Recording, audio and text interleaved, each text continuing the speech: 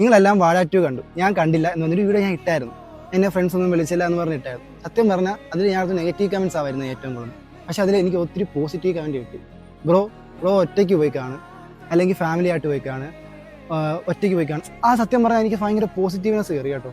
പിന്നെ കുറേ പേര് കണ്ടില്ല എന്ന് പറഞ്ഞു ചെയ്തു. പിന്നെ കുറേ പേര് കമൻറ്റ് ചെയ്തു, ബ്രോ നമുക്ക് ഒരുമിച്ച് പോവാം. സത്യം പറഞ്ഞാൽ ഭയങ്കര സന്തോഷമായി. ഞാൻ ഒട്ടും പ്രതീക്ഷിച്ചില്ല. അതുകൊണ്ട് നിങ്ങളെല്ലാം പറഞ്ഞുകൊണ്ട് എനിക്ക് മനസ്സിലായി. അപ്പോൾ ഞാൻ എൻ്റെ പെങ്ങളുമായിട്ട് പോയി കണ്ടു സിനിമ. സത്യം പറയാമല്ലോ, അത് നല്ലൊരു ഡിസിഷനാണെന്ന് എനിക്ക് തോന്നി. അപ്പം നമ്മൾ ഫ്രണ്ട്സ് ഇല്ല എന്ന് പറഞ്ഞ് സിനിമ കാണാതിരിക്കേണ്ട കാര്യമൊന്നുമില്ല.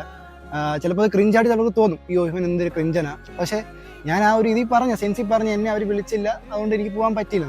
പക്ഷെ നിങ്ങളെല്ലാവരും പോസിറ്റീവായിട്ട് ചിന്തിച്ചുകൊണ്ട് എനിക്ക് ആ സിനിമ കാണാൻ പോകാൻ പറ്റി.